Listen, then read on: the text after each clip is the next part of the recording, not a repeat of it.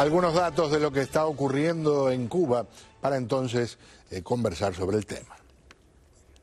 Los habitantes de La Habana se apresuraron a llenar el depósito de sus coches, preparándose para el mayor aumento de los precios del combustible en décadas. En febrero, el gobierno pondrá fin a los subsidios, lo que hará que el precio del combustible sea 5 veces más caro. Un litro pasará de 30 a 156 pesos, lo que en dólares sería pasar de pagar 1,25 a 6,5 dólares. Para poner el costo en perspectiva, un solo tanque de combustible costará más que el salario de un mes de un empleado estatal promedio. El gas y la electricidad también subirán un 25%. Los anuncios sacudieron a Cuba, donde muchos residentes dependen de subsidios estatales para sobrevivir. Están creando o proponiendo a que el pueblo haga una manifestación, porque lo están llevando contra la pared. Yo soy muy fidelista y estaba 100% de acuerdo en la economía y en la situación como lo llevaba Fidel, pero ya no está.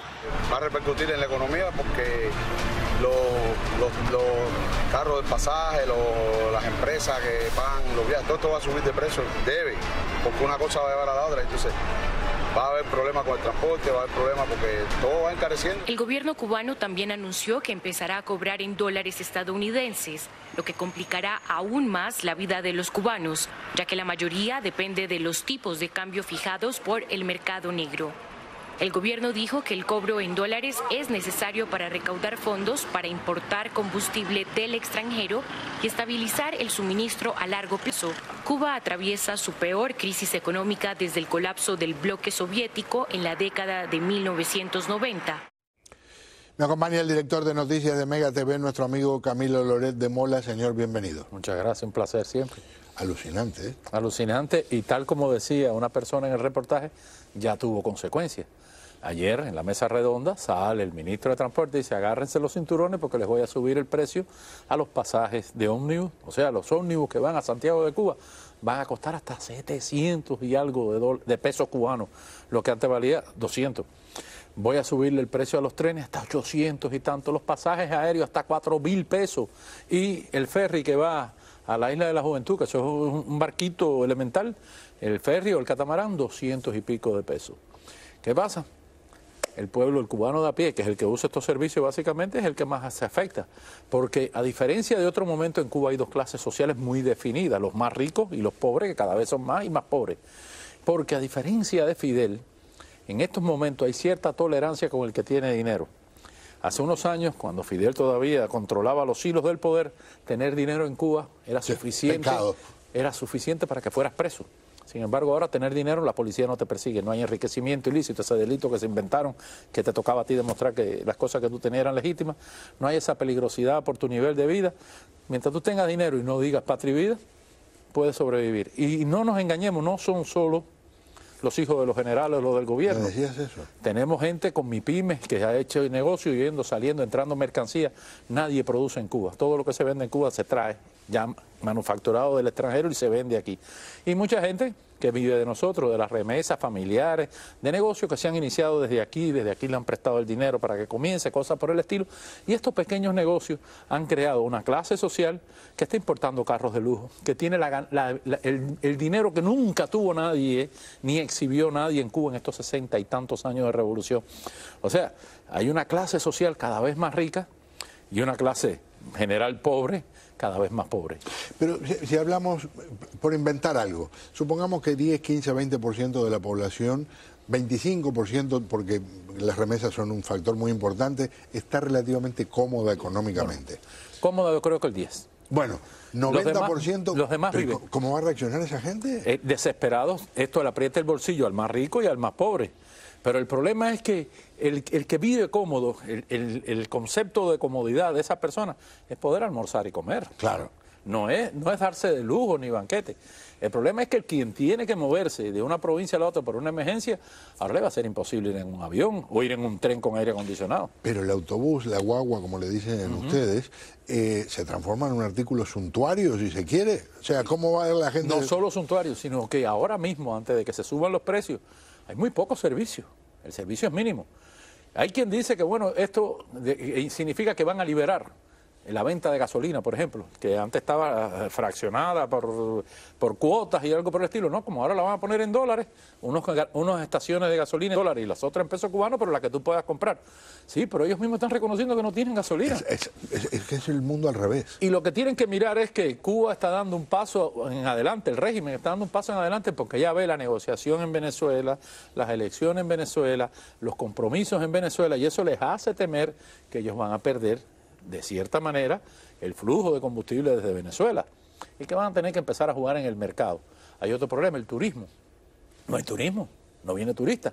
Y ellos han llegado a tal punto que en lo que el mundo entero está diciendo que hay que subir las medidas de control, de higiene y de salud para los viajeros, para evitar que el COVID se expanda. Ayer Cuba saca una declaración diciendo, nosotros no le vamos a pedir prueba de COVID a nadie, aquí puede entrar todo el mundo, aquí es que yo vea que estornudo, que tenga lágrimas en los ojos, a ese sí le hago una pruebita, pero los demás, que vengan, porque lo que necesitan es, de cualquier manera, que llegue cualquier tipo de turismo. Ahora, cuando llegue el turista y el almendrón famoso que lo lleva a pasear, el carro clásico de los 50, haya que cargarlo con gasolina que cuesta 5, 6, 7 veces más que lo que cuesta hoy, le van a cobrar 2, 3, 4, 5, 6 veces más que lo que le estaban cobrando. Así mismo es. Y ellos dicen, ellos están apostando a que de cualquier manera ese hombre, para poder subsistir con su negocio, con su carro rentado, muchos de esos carros son del Estado que los han dado como en cooperativa a los privados, que ese se va a dar la puñalada y va a conseguir el combustible. ¿Qué puede generar esto? Bueno, que como siempre se hace en Cuba, que reverdezca el mercado negro y que empiecen a robarle al Estado. Cada vez el Estado tiene menos que robarle, pero entiéndame que el mercado paralelo cubano, históricamente, desde el triunfo de la revolución, vive de lo que se le roba al gobierno. ¿Febrero, mes del ejército en las calles? Todavía no. Hay un momento crítico siempre en Cuba, que es el verano. El verano, el calor, la necesidad de los muchachos en la casa, en las vacaciones, la necesidad de tener cómo esparcirse. Siempre usted ve que los momentos críticos, la olla de presión siempre empieza a reventar cuando llega el calor, cuando llegan las vacaciones, cuando llegan las necesidades fundamentales y cuando los apagones tienen que ser más fuertes porque el consumo de energía es en ese momento. Febrero yo creo que es muy pronto para pensar que hay una revolución social. La revolución social, repito, no es de las clases pudientes estas que han aparecido, los nuevos ricos cubanos. Siempre va a ser el pueblo por presión y va a reventar como pasa siempre en La Habana, que es donde empiezan estos conatos que después se pueden volver de cualquier manera remarcables, por decirlo de alguna manera. Pero de que hay una irritación general, como tú pudiste ver, gente que dice, bueno, yo hasta ahora me callé, pero ya esto no hay quien lo aguante. Mira, hay un ejemplo clásico que es el Día de Reyes. El Día de Reyes, asombrosamente, las tiendas del gobierno no tenían nada, dijeron que sean los privados los que vendan juguetes, y los privados hicieron sus negocios, sus estantes, esto de exhibir los juguetes en las calles. Es asombroso ver que los padres decían, esto es un paseo para que los niños vean, yo no puedo comprar un carrito que me cuesta 4.000 pesos y que además está hecho con un plástico casi transparente que se rompe a los 5 minutos. Yo tengo otras necesidades. Pero bueno, no hay nada que hacer, entonces yo los paseo por aquí. Entonces esos niños diciendo, papá, mira este, mira el otro. Y las personas daban su testimonio a estos periodistas independientes que no persiguen otra cosa que transmitir lo que está pasando.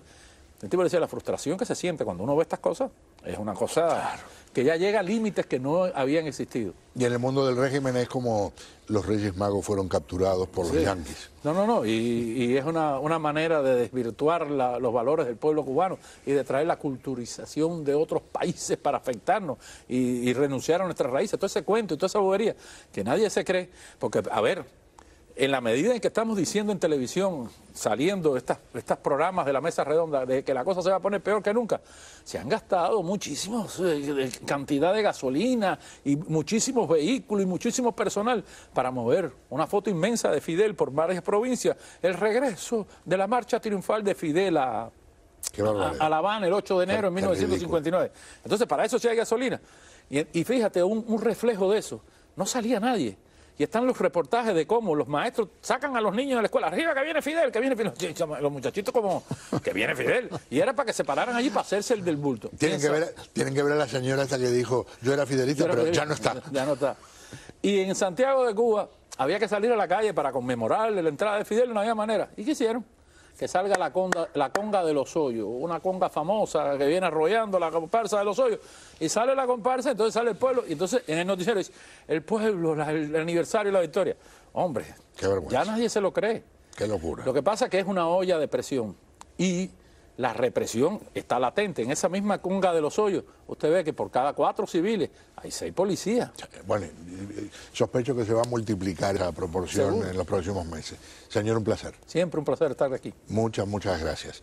Camilo Loret de Mola, director de noticias de Mega TV, con nosotros. Me voy a Ecuador, donde hay otro tipo de crisis. En este caso, los principales responsables son los largos brazos de cárteles de traficantes de drogas de México. El cártel de Sinaloa, el cártel Jalisco Nueva Generación.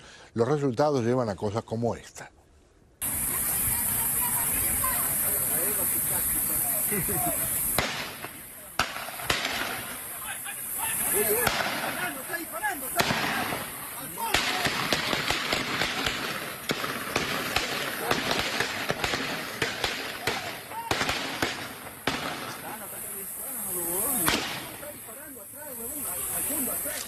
Y aquí algunos detalles de lo que se está reportando desde Ecuador. Calles prácticamente vacías. La violencia ha paralizado el país y vaciado las principales ciudades de Ecuador. Guayaquil, la ciudad costera más grande del país, es considerada la más peligrosa, ya que sus puertos son un centro neurálgico para el tráfico de drogas. Se nota horrible. Está muy solitaria la calle, todo eso. Los locales están todos cerrados. Está muy ambiente, muy frío, así. Como que hay un COVID nuevo. Los ecuatorianos temen una nueva jornada de violencia. O sea, la gente, las otras personas no han salido solo los que tienen que salir a sus trabajos o eso, ya porque por obligación se puede decir. Pero ya las demás personas no. Está todo más desolado, se puede decir. En los últimos años, las prisiones del país han estado plagadas de violentas disputas entre los miembros encarcelados de bandas rivales, que a menudo han desembocado en múltiples masacres de reclusos. Esta es la primera gran prueba para Novoa, un empresario que asumió el cargo en noviembre prometiendo tomar medidas enérgicas contra los crecientes niveles de violencia en el país sudamericano. Así están las cosas en Ecuador. Vamos a un paréntesis. Al regresar, barcos de guerra estadounidenses y británicos muy ocupados, derribando drones y misiles. Les cuento más en minutitos.